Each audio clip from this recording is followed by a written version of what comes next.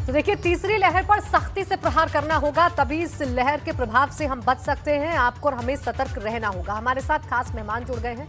Doctor Rama Srivastava, president IMA Lucknow, doctor Swati Maheshwari, physician हमारे साथ हैं। स्वागत है आप दोनों का इस खास चर्चा में। डॉक्टर रमा, आपसे ही शुरुआत करना चाहूंगी और आपसे मैं ये जानना चाहूंगी कि आने वाले खतरे के लिए, आने वाली तीसरी लहर के लिए कितना तैयार है?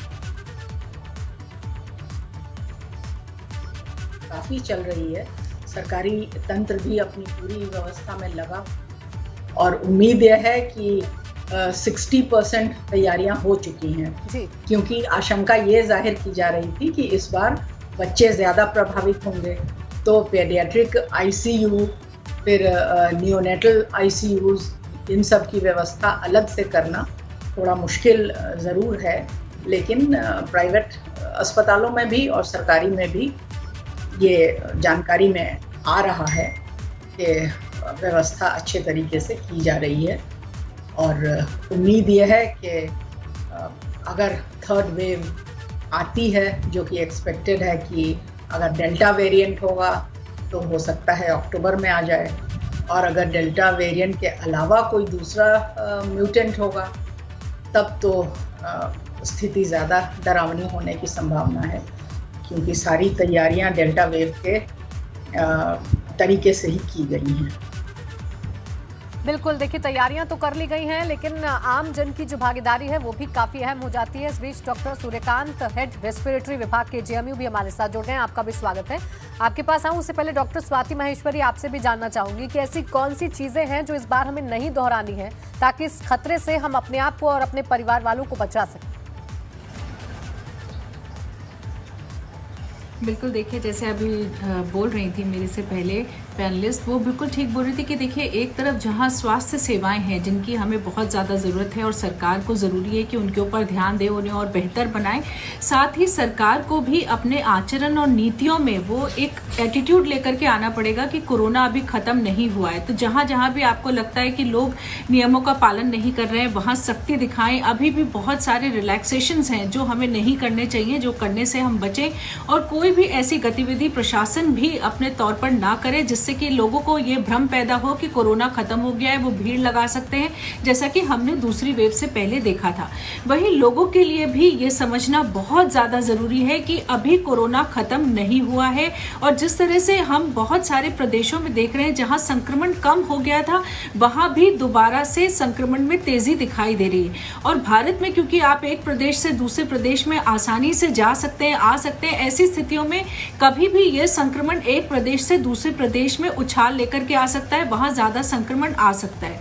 इसलिए चाहे आप किसी भी प्रदेश में इस वक्त भारत के हो, आपके प्रदेश में अगर पॉजिटिविटी रेट कम हो गया है, संक्रमण की संख्या कम हो गई है, तो भी आपको उतना ही कोविड एप्रोप्रिएट बिहेवियर को फॉलो करने की जरूरत है, टीकाकरण लगवाने की जरूरत है, जितना कि किसी और प्रदेश में, चाहे हम केरला या महाराष्ट्र की बात करें जहां संक्रमण ज्यादा बढ़ रहा है। तो लगातार हमें सतर्क रहना होगा और हमें ये समझना होगा कि कभी भी ये नंबर्स जो हैं एकदम से उछाल दिखा सकते हैं, और लगभग देखिए केवल 12 से 15 दिन का वक्त लगता है जब एक प्रदेश से दूसरे प्रदेश में ये तेजी आनी शुरू हो जाती है, जो हमने सेकेंड वेव के दौरान देखी भी थी। तो कोई भी प्रदेश अपने आप को इंसुलेटेड ना समझे, ये ना सोचें कि हमारे यहाँ बहुत कम है संक्रमण तो हमारे यहाँ संभावनाएं नहीं दिख रही, ऐसा बिल्कुल भी नहीं है। और इसीलिए लोगों को भी ये समझना जरूरी है कि आप बेशक अपने आसपास, अपने मोहल्ले में, सीएम योगी आदित्यनाथ एक बार फिर से एक्टिव हो गए हैं और सख्ती बरतने के निर्देश उनकी तरफ से दे दिए गए हैं। डॉक्टर सूर्यकांत, आपसे मैं ये समझना चाहूंगी, ये जो संभावित तीसरी लहर है, ये कितनी खतरनाक हो सकती है? क्या बता रहे हैं रिसर्चर्स? क्या कुछ इसका स्वरूप हो सकता है? देखिए, तीसरी लहर कितनी खतरनाक होगी ये सब हमारे ऊपर निर्भर है। हम अगर चाहेंगे, जैसा अभी डॉक्टर स्वाति जी बता रही थी, अगर हम अनुशासन में रहेंगे, कोविड अनुशासनात्मक व्यवहार को हम अपनाते रहेंगे, तो थर्ड वेव आएगी जरूर, लेकिन उसी तरह की आएगी जैसे कोई गेस्ट हमारे घर में आता है, ड्राइंग रूम में बैठता है, थोड़ी देर चाय नाश्ता पीता है और चला जाता है, यानी दस्तक देके थोड़ी देर में चली जाएगी। लेकिन अगर हमने कोविड एप्रोप्रिएट बिहेवियर नहीं अपनाया, अभी अक्टूबर का महीना मैं बहुत क्रूशियल मांगता हूं, और अक्टूबर के महीने में बहुत सारे त्योहार, बहुत सारे फंक्शंस, क्योंकि हमारा देश तो त्योहारों और उत्सवों का देश है, तो बहुत सारे जो सेलिब्रेशंस हैं वो अक्टूबर के महीने में आने वाले हैं और ये चलेंगे दिवाली तक। तो दशहरा से लेकर दिवाली तक चलेंगे और दिवाली के ऊपर तो 5 त्योहार होते हैं। पहले जो है वो धनतेरस होती है, फिर उसमें एक चौदस का त्योहार होता है, फिर वो दिवाली होती है, फिर उसके बाद भैया दूज होती है, फिर उसके बाद एक छठ होता है। पूरा एक 5 त्योहारों का पैकेज है दिवाली के आसपास। और आप सोचिए कि ये सब होगा आपका 15-20 अक्टूबर के बाद। तो अक्टूबर से लेके और दिवाली 4-5 नवंबर के आसपास की है शायद। तो उस तक यानी अक्टूबर से लेके और 10 नवंबर के बीच, यानी 15 अक्टूबर और लगभग 15 नवंबर के बीच का जो महीना है वो सबसे इंपॉर्टेंट, सबसे महत्वपूर्ण, क्रूशियल है। जितना अनुशासित हम रह लेंगे उतनी ही कम वेव आएगी। और मेरा व्यक्तिगत प्रेडिक्शन ये है कि ये थर्ड वेव जो आएगी वो अक्टूबर के महीने में ही आएगी। मुझे ऐसा लगता है कि सितंबर में हम कितनी अच्छी तैयारी कर लेते हैं और अभी से हम कितना अच्छी जो कोविड अप्रोप्रिएट बिहेवियर है उसका पालन कर लेते हैं। क्योंकि देखिए अभी डॉक्टर स्वाति बता रही थी और डॉक्टर रमा श्रीवास्तव भी बता रही थी, हमारे लखनऊ की हैं, सीनियर मैडम है हमारी, आईएमए की प्रेसिडेंट है लखनऊ की। ये सब दोनों जो है नारी शक्ति यही बता रही थी कि आप समझिए कि अभी हम ये जान लें कि जहां जहां हमने स्कूल भी खोले हैं उन राज्यों में भी, स्कूलों में भी जो बच्चे जा रहे हैं या वो भी एक खतरा बने हुए हैं। क्योंकि अभी ये तय नहीं है, विदेशों में, अमेरिका में, दूसरे देशों में जहां जहां स्कूल खोले गए वहां इस बच्चों में केसेस बढ़ गए। तो हमें ये भी उस पर भी नजर रखनी पड़ेगी कि जहां जहां जिन राज्यों में हमने स्कूल खोले हैं क्या बच्चों में केसेस वहां बढ़ तो नहीं रहे हैं। केरल और महाराष्ट्र तो शुरू से समस्या बने हुए हैं। केरल टॉप पे है समस्या में, अभी भी देखिए वो टॉप कर रहा है।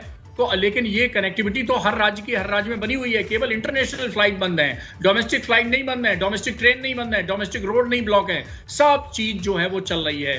तो इसलिए हमें देखना पड़ेगा, बहुत ही अनुशासन, बहुत ही धैर्य के साथ हमें कोविड एप्रोप्रिएट बिहेवियर का पालन करना पड़ेगा। तभी हम कोविड थर्ड वेव को रोक पाएंगे और या फिर हम उसको संभाल पाएंगे।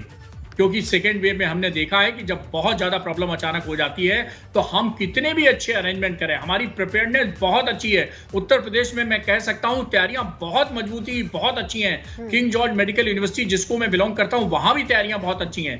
अभी डॉक्टर रमा जी बता रही थी कि उत्तर प्रदेश में तैयारियां बहुत अच्छी हैं, मैं भी सहमत हूं, तैयारियां बहुत अच्छी हैं। सर रमा, देखिए सवाल यह है कि बहुत सारे ऐसे लोग हैं जिन्हें 2 डोज लग चुकी हैं कोरोना वैक्सीन की और कहीं ना कहीं उन लोगों में सबसे ज्यादा लापरवाही देखने को मिल रही है। तो ऐसे लोगों को आप क्या सजेस्ट करना चाहेंगे, उन पर कितना खतरा है और वो किस तरीके से अपने आप को बचा कर रखें?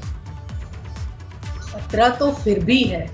कुछ लोग कोरोना से सफर कर चुके हैं और संक्रमित हो चुके हैं, 2 डोज वैक्सीनेशन की लगवा चुके हैं। लेकिन इसका ये मतलब नहीं है कि जो कोविड प्रोटोकॉल है प्रिवेंशन के लिए उसको ना फॉलो करें।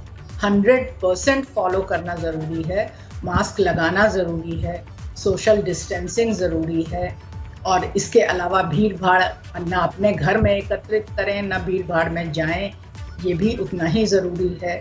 और जैसा कि हमारी सरकार ने नियम बनाया है कि नाइट कर्फ्यू का पालन करना है तो वो ज़रूर करना है। डिस्पाइट वैक्सीनेशन संक्रमण का खतरा बना हुआ है। ये और बात है कि जो सीरियसनेस ऑफ डिजीज़ होती है, जो सीवियरिटी ऑफ डिजीज़ होती है वो पोस्ट वैक्सीनेटेड पेशेंट्स में कम पाई गई है। लेकिन 100% श्योरिटी किसी चीज़ की नहीं है। डर बराबर बना हुआ है, खतरा बराबर बना हुआ है। डेल्टा वेरिएंट आएगा कि कोई और mutated variation of the virus आ जाएगा, ये सब अभी भविष्यवाणी नहीं की जा सकती। आशंकाएं ज़रूर जताई गई हैं और जैसा ये कानपुर के प्रोफेसर अग्रवाल का भी दावा है, तो ये सब रिसर्च एंड स्टडी के बाद ही ऐसे स्टेटमेंट्स दिए जाते हैं। तो इसलिए सबको ये संदेश है कि वैक्सीनेशन लग जाने के बावजूद जो कोविड प्रोटोकॉल है उसका अवश्य पालन करें, उसमें कोई लापरवाही की कहीं कोई गुंजाइश नहीं है। बिल्कुल लापरवाही की गुंजाइश नहीं है और लोगों को समझना होगा कि वैक्सीनेशन के बाद भी अपना ध्यान हमें खुद रखना है। डॉक्टर स्वाति, अब देखिए सवाल ये है कि म्यूटेंट को लेकर चर्चा हो रही है कि कौन सा म्यूटेंट होगा उस पर डिपेंड करेगा कि कैसा स्वरूप होगा इस तीसरी लहर का और ये कितनी खतरनाक होगी। आपको क्या लगता है ये जो रिसर्च है ये क्या बता रहे हैं, किस ओर इशारा कर रहे हैं? देखिए, अभी तक तो जो सबसे खतरनाक कोविड का वेरिएंट सामने आया है वो डेल्टा ही है और भारत में उसकी वजह से हमने सेकेंड वेव को इतना विकराल रूप होते देखा और अभी अमेरिका में और बाकी सारे देशों में आप देख रहे हैं कि उसी की वजह से बहुत ज़्यादा त्राही मची हुई है। ऐसे में अभी अगर हम देखें तो दोबारा से महाराष्ट्र में, उत्तराखंड में, मिजोरम में जो केसेस दोबारा सामने आ रहे हैं वहाँ भी अभी तक ये पुष्टि की गई है कि डेल्टा वेरिएंट ही है जिसकी वजह से दोबारा सर्च देखा जा रहा है। तो ये वेरिएंट, एक तो पहली बात ये है कि खुद अभी से बहुत कमज़ोर नहीं हुआ है, तो ये वेरिएंट अभी भी काफ़ी ताकतवर है और इसमें सक्षमता है कि ये दोबारा से वेव्स उठा सके। वहीं सरकार को भी लगातार ज़रूरी है कि जो जीनोमिक सीक्वेंसिंग हम करते हैं वो लगातार होती रहे ताकि अगर कोई नया वेरिएंट उभर कर सामने आए तो हम समय से उसे पकड़ सकें और अंकुश लगा सकें। ये भी लगातार हमें करते रहना होगा। वहीं हमें ये भी समझना है कि ये जो नया डेल्टा वेरिएंट है ये 1000 गुना ज़्यादा तेज़ी से फैलने की क्षमता रखता है। हमारे नाक में, मुंह में इसके ज़्यादा वायरस होते हैं। हमारी बॉडी की फैक्ट्रीज जहाँ है, जहाँ जाकर के हमारे सेल्स के अंदर ये मल्टीप्लाई होता है, उसमें भी मल्टीप्लाई होने की क्षमता इसकी ज़्यादा है।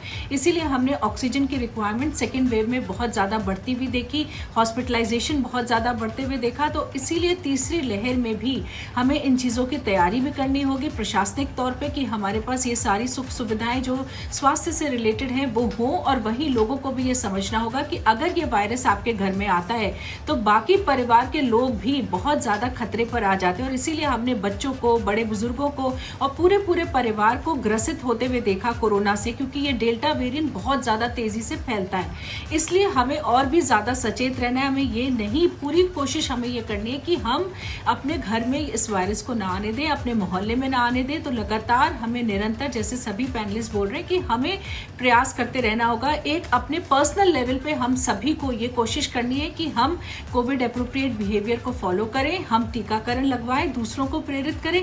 क्योंकि देखिए, जो सीरो सर्वे है उसके नतीजे भी साफ तौर से दिखा रहे हैं कि एक तरफ जहां 2/3 पॉपुलेशन को भारत की एक्सपोज हो चुकी है, एंटीबॉडीज बन चुकी हैं, वहीं अगर हम देखें तो टीकाकरण अभी 15% ऐसे लोगों को मिला है जिन्हें 2 डोज मिली है। ऐसी स्थिति में जब स्वाभाविक तौर से एंटीबॉडीज बन रही हैं नेचुरल इन्फेक्शन से, एक्सपोजर से, वो समय के साथ धीरे धीरे कम हो रही है। और इसीलिए तीसरी लहर की बात भी जताई जा रही है कि जो एंटीबॉडी लेवल है वो कम होता जाएगा और ऐसे में लोग दोबारा से इन्फेक्शन होने के ससेप्टेबल होते जाएंगे।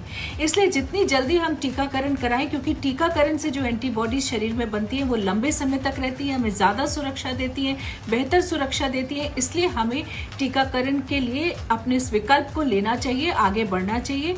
तो ये करेंगे अगर हम, तभी हम इस तीसरी लहर का जो रूप है वो छोटा कर पाएंगे और ये हमारे लिए उस तरह से मुसीबतें लेकर के नहीं आएगा जैसे हमने सेकेंड वेव में देखा। अब ज़्यादा टीकाकरण कराने का हमें एक और फायदा ये भी है कि जो म्यूटेंट्स हैं जिनकी हम बात कर रहे हैं उनकी संभावनाएं भी कम हो जाती हैं। अभी म्यूटेंट्स ज़्यादा इसलिए उभर कर आ रहे हैं क्योंकि बहुत सारी पॉपुलेशन ऐसी है जिसको टीकाकरण नहीं मिला या जिनको इन्फेक्शन नहीं हुआ है अभी तक। ऐसे में यहाँ म्यूटेशंस पैदा होने की संभावना बढ़ जाती है। इस कोरोना वायरस की तीसरी लहर को, इसके इफेक्ट को थोड़ा कम कर सकें।